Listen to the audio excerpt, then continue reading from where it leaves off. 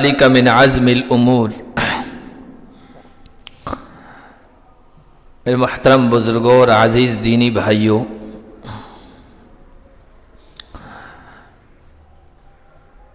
اولاد کی تربیت کس طرح کرنی چاہیے اور انہیں کن چیزوں کی طرف ترغیب دلانی چاہیے، شوق دلانا چاہیے، کن باتوں کا اہتمام کے ساتھ ان کو حکم دینا چاہیے، اس کے سلسلے میں اللہ تعالیٰ نے حضرت لقمان کا واقعہ اور ان کی نصیحتوں کے مجموعے کو قرآن کریم کی ایک سورت جس کا نام ہی سورہ لقمان ہے، اس کے مکمل ایک رکوع میں بیان فرمایا ہے۔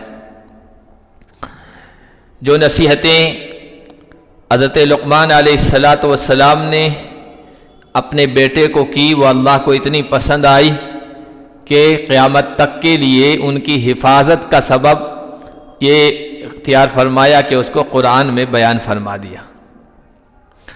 ان نصیحتوں میں سے کئی نصیحتیں جن کو ہم پہلے سن چکے ہیں، بیان کر چکے ہیں۔ ایک نصیحت یہ ہے کہ حضرت لقمان نے اپنے بیٹے سے کہا، یا بنی اقیم الصلاۃ،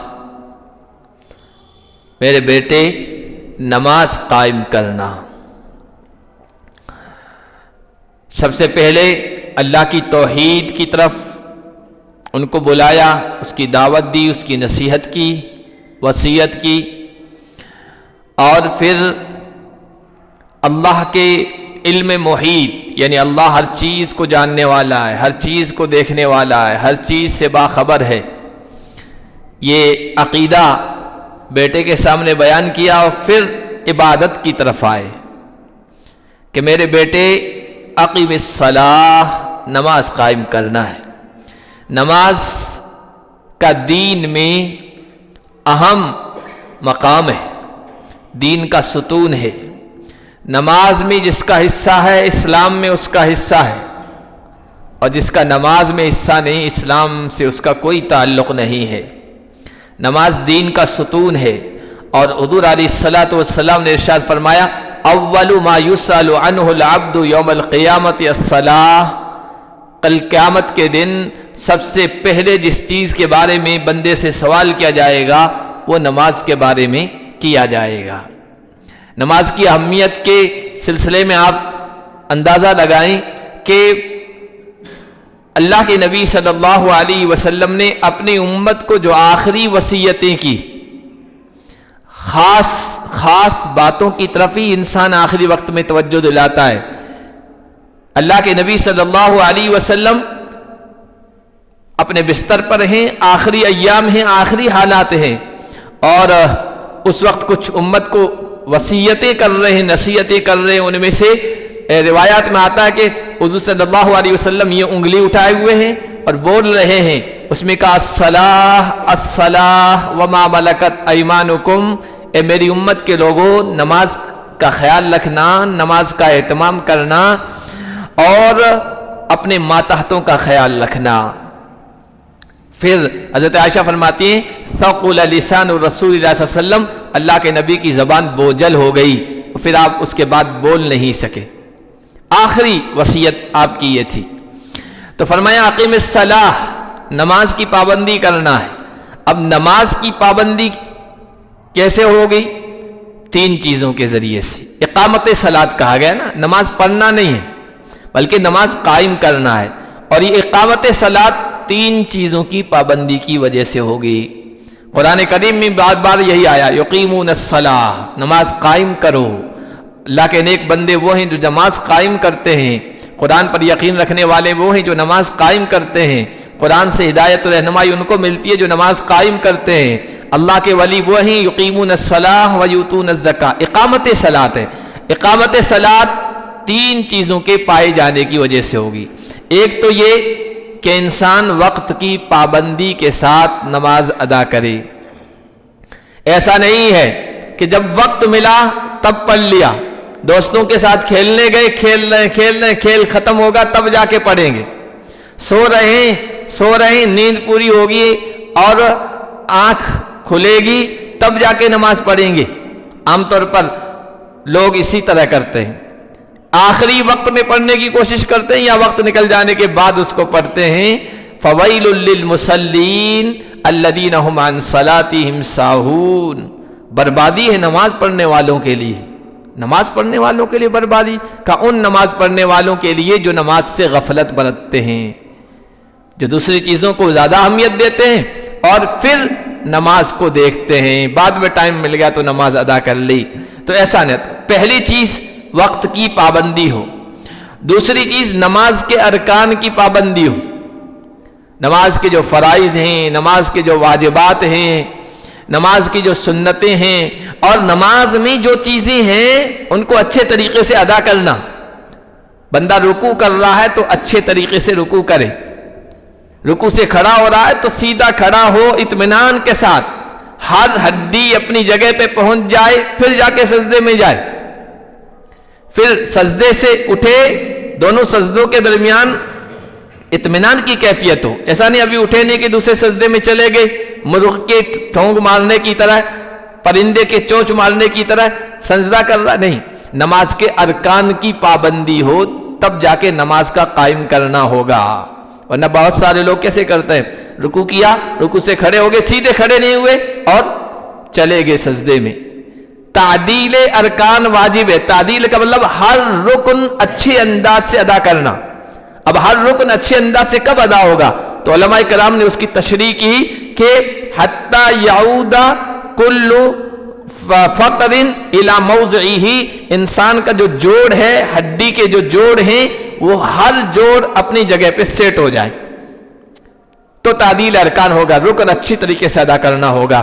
اب رکوع سے کھڑے ہوئے اور بالکل سیدھے تھوڑے سے کھڑے ہو کر سیدھے چلے گئے سجدے میں, یہ تعدیل ارکان نہیں ہے. تو دوسری شرط یہ ہے کہ ارکان کی پابندی ہو, اور اقامت صلاۃ کی تیسری شرط یہ ہے کہ نماز میں خشوع خضوع ہو, آدمی کا دل نماز کے اندر حاضر ہو, ادھر ادھر متوجہ نہ ہو, دماغ غائب نہ ہو. یہ تین شرطیں جب پائی جائے گی تو اقامت صلاۃ ہوگی. تو بیٹے کو نصیحت کرتے ہوئے کہا, بیٹا نماز قائم کرنا ہے. حضرت عمر بن خطاب رضی اللہ تعالی عنہ نے اپنے کارندوں کو, حکومت کے افراد کو جب آرڈیننس لکھا, حکم نامہ جاری کیا, تو اس میں بہت ساری چیزوں کی ہدایت کی تھی کہ یہ کرنا ہے, یہ کرنا, ان چیزوں کی پابندی کرنا ہے. ان میں سے خاص طور پر ایک چیز کے بارے میں کہا تھا کہ ان اہم امرکم عندی الصلاۃ.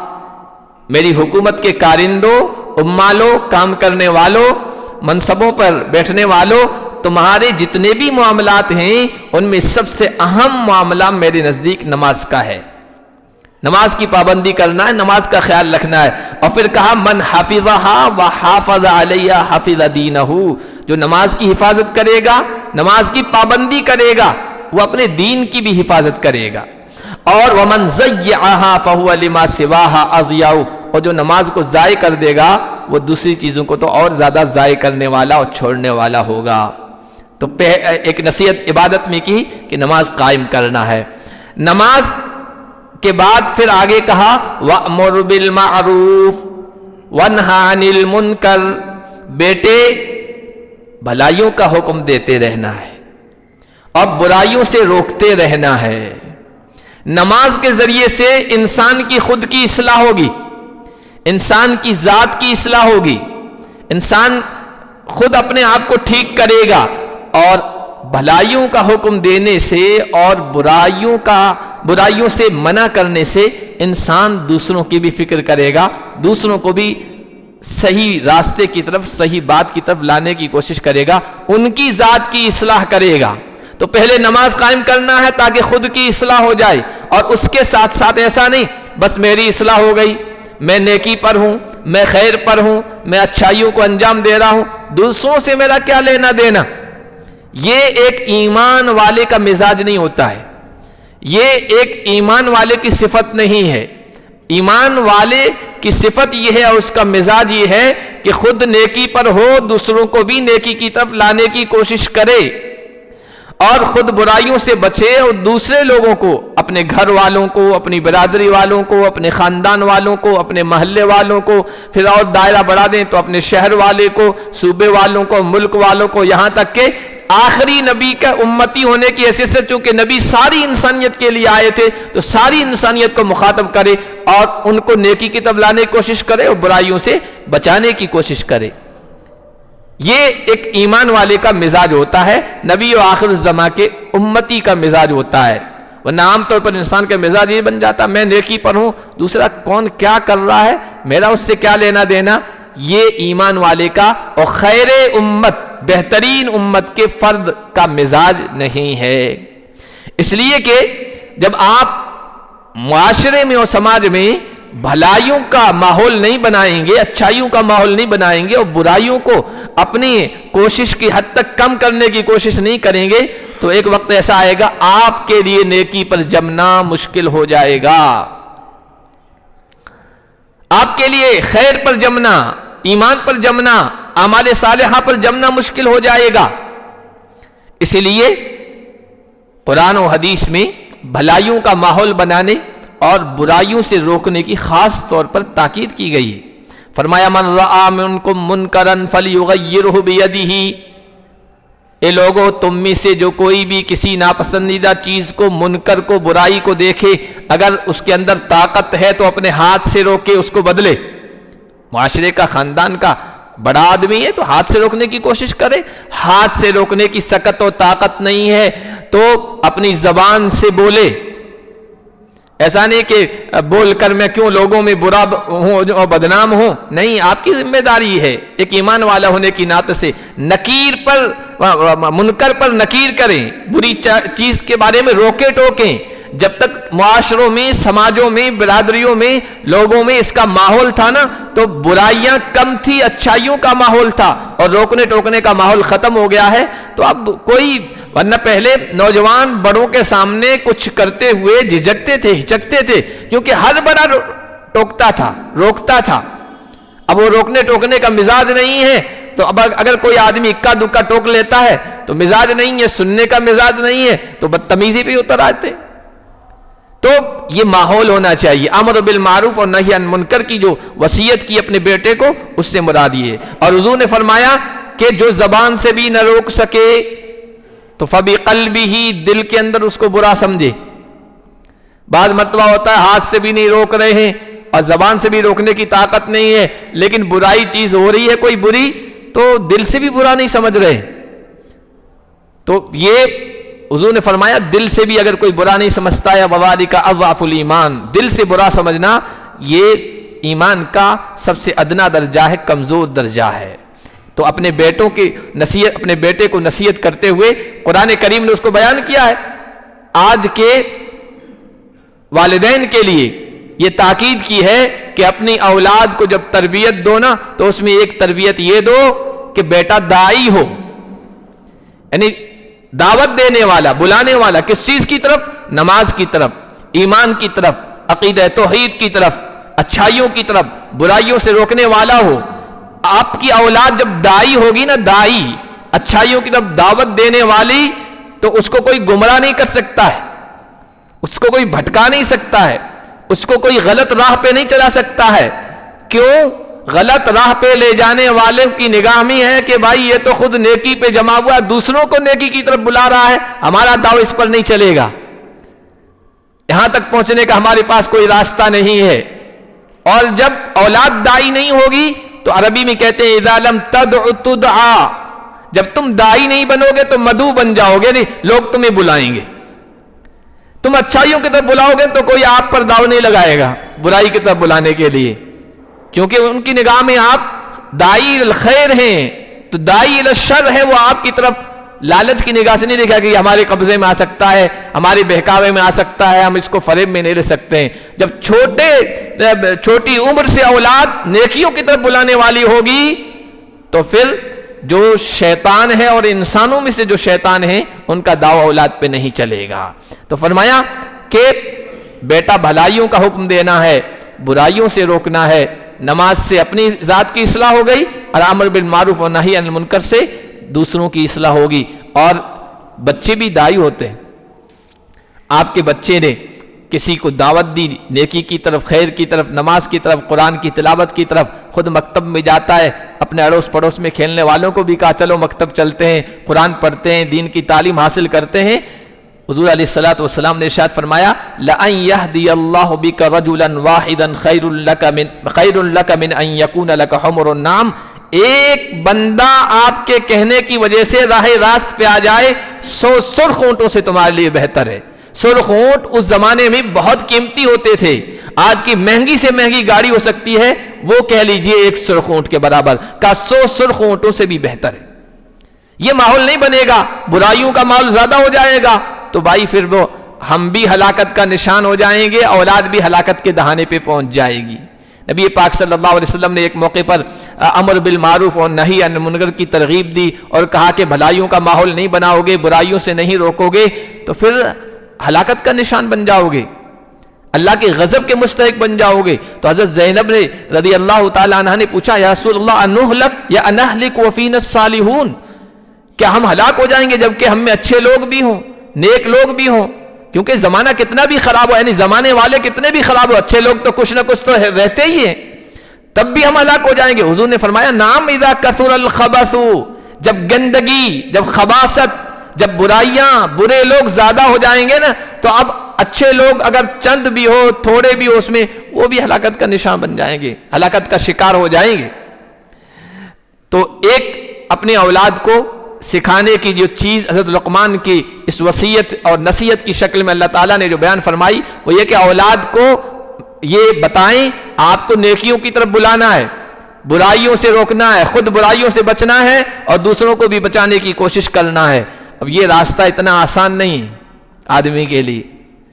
انسان اپنے دوستوں کی مخالفت مول لیتا ہے، سماج کی مخالفت مول لیتا ہے. ذرا آپ سماج سدھار کی تحریک لے کے اٹھیے نا کہ یہ سماج میں سدھار ہونا چاہیے اور یہ نہیں ہونا چاہیے، وہ نہیں ہونا چاہیے، تب پتہ چلے گا کہ کتنا مشکل یہ کام ہے.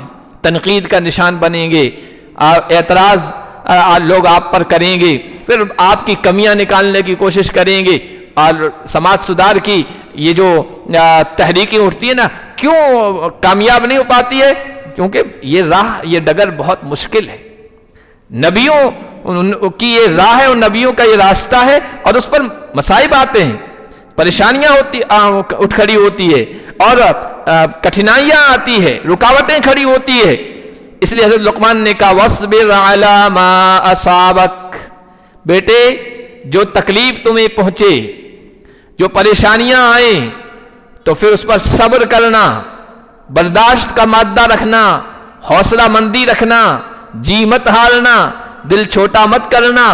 بھلائیوں کا حکم دینے اور برائیوں سے روکنے کی یہ راہ نبیوں کی راہ ہے، رسولوں کا راستہ ہے. یہ پھولوں کی سیج نہیں ہے، یہ کانٹوں کا راستہ ہے. حالات آئیں گے تو حوصلہ مت ہارنا، اس راستے پر قائم رہنا، دائم رہنا اور صبر کرنا. وَاصْبِرْ عَلَى مَا أَصَابَكَ، جو کچھ تمہیں تکلیف پہنچے، مصیبت پہنچے، اس کو برداشت کرنا. حضور علیہ الصلوۃ والسلام نے فرمایا آنے والے جو دن ہوں گے، آنے والے جو حالات ہوں گے نا، وہ بڑے مشکل ہوں گے اچھے لوگوں کے لیے، نیک لوگوں کے لیے، ایمان پر قائم رہنے والے لوگوں کے لیے، اچھائی کی طرف بلانے والے لوگوں کے لیے بہت مشکل ہوں گے. حضور نے فرمایا ان من ورائکم ایام الصبر، جو آنے والے دن ہیں، آنے والے حالات ہیں، ان میں صبر کے دن ہوں گے، صبر کے دن ہوں گے. للتمسک فیہن یومئذ بما انتم علیہ اجر 50 منکم. صحابہ سے کہا اس وقت جو دین کو، خیر کو، اچھائی کو چمٹائے رکھے گا، اس سے چمٹے رہے گا، اس کو مضبوطی سے قائم رکھے گا، دین پر عمل کرنے والے کے لیے، شریعت پر عمل کرنے والے کے لیے تم میں سے 50 لوگوں کے برابر اس کو اجر ملے گا. تو صحابہ کو تعجب ہوا، حضور کے زمانے کے، بہترین خیر القرون کے زمانے کے. ہو سکتا ہے حضور سے تھوڑی چوک ہوگی بیان کرنے میں. یا رسول اللہ منہم، اس مصیبتوں، پریشانیوں، صبر والے زمانے کے لوگوں کے 50 لوگوں کے برابر ثواب ملے گا یا ہم میں سے 50 لوگوں کے برابر ثواب ملے گا؟ حضور نے فرمایا کہ بل منکم، تم میں سے 50 لوگ جتنے ایک دین کی ایک عمل پر، ایک چیز پر وہ عمل کریں، ایک انجام دینا، اس کے برابر اس آدمی کو ثواب ملے گا. تو اس میں کیا کہا حضور نے؟ صبر کے دن ہوں گے. صبر کا مطلب دین پر چلنا مشکل ہو جائے گا, دین پر جمانا انسان کے لیے مشکل ہو جائے گا, لیکن جو جمع رہے گا 50 صحابہ کے برابر اس کو ثواب ملے گا. اس لیے حضور علیہ الصلوۃ والسلام نے ایک حدیث میں فرمایا صبر بہت بڑی چیز ہے. اللہ کے نبی نے فرمایا ما اوتی احد عطاء خیرا واوسع من الصبر, صبر سے بڑھ کر اللہ کی طرف سے کوئی عطا, کوئی بخشش, کوئی نعمت کسی کو نہیں دی گئی. جس کے پاس صبر ہے, حوصلہ ہے, برداشت کا مادہ ہے نا, وہ دین دنیا دونوں کے اعتبار سے کامیاب ہوگا. رزلٹ اس کے حق میں, انجام بہتر اس کے حق میں ہوگا. تو ان ذالک من عزم الامور, کہا کہ یہ جو ہے نا بلند ہمتی کے کاموں میں سے, بھلائیوں کی طرف بلانا, برائیوں سے روکنا, یہ بلند ہمت لوگوں کا کام ہے, ہر ایک کے بس کی بات نہیں ہے.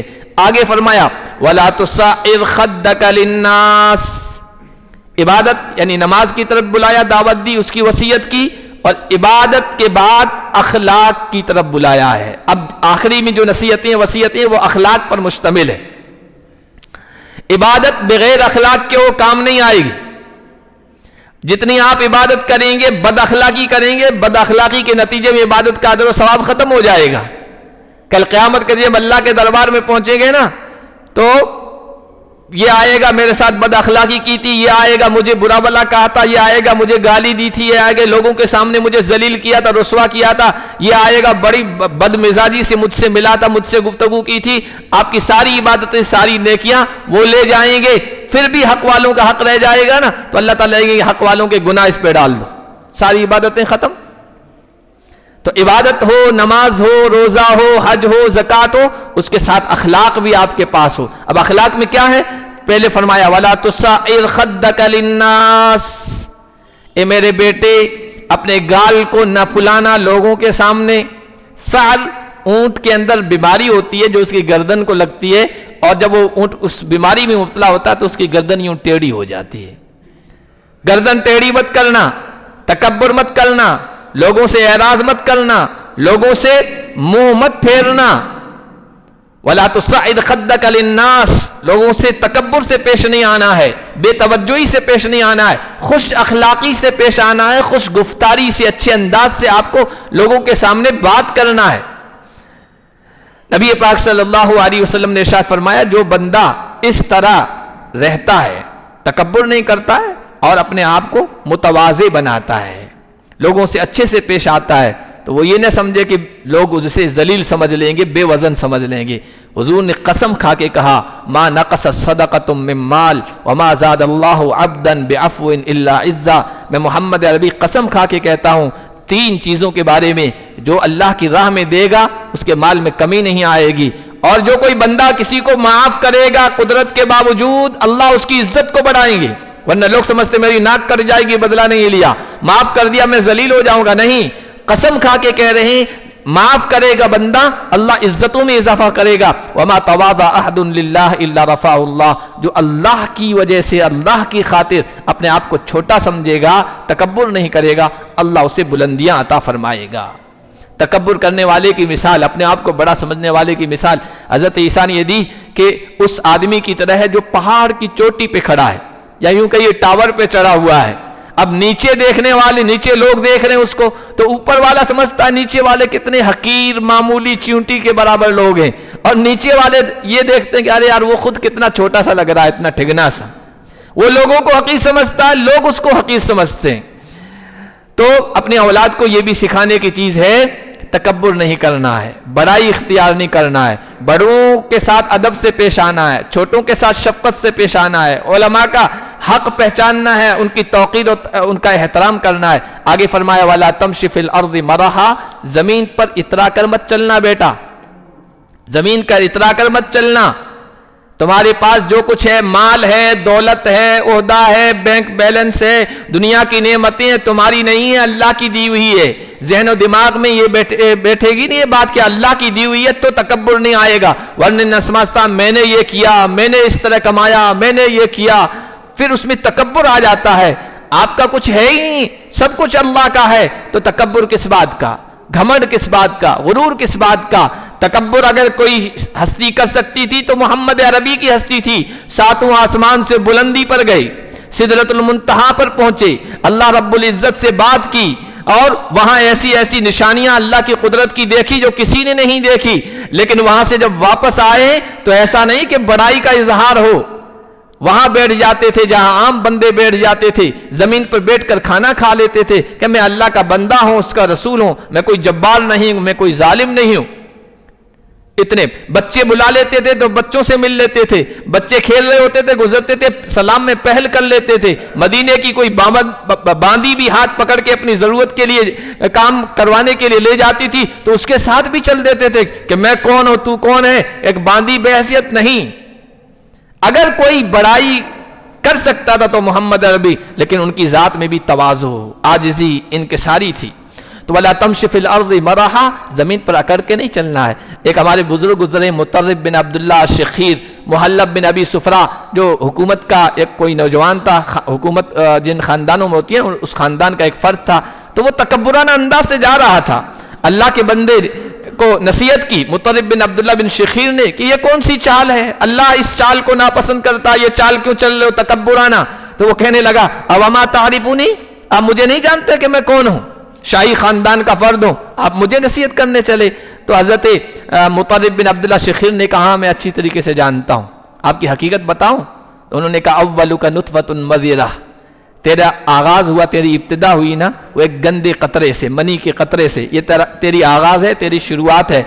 और कहा व आखिरु का जीफतुन क़दीरा, और तेरा अंजाम है ना कि तू बदबूदार लाश बन जाएगी, ये तेरा आखिरी अंजाम है, आखिरी हालत है। व अंत फीमा बैन ज़ालिका तहमिलुल अज़रा, और अभी जो तेरी दरमियानी हालत है ना वो इब्तिदा वो इंतहा, दरमियानी हालत इस वक्त तुम 1.5-2 किलो गंदगी अपने अंदर ओजड़ी में लेके फिर रहे हो, ये तुम्हारी हैसियत है, मैं तुझे अच्छी तरीके से जानता हूं।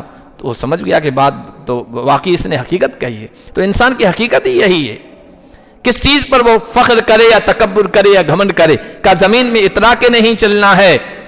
वक़्सिद फी मशीक, चाल में दरमियानी रास्ता अपनाना है, न तकब्बुराना चाल, न आजिजाना चाल मुर्दार जैसी, तकब्बुर भी चाल में ना हो और मुर्दे जैसी भी चाल ना हो।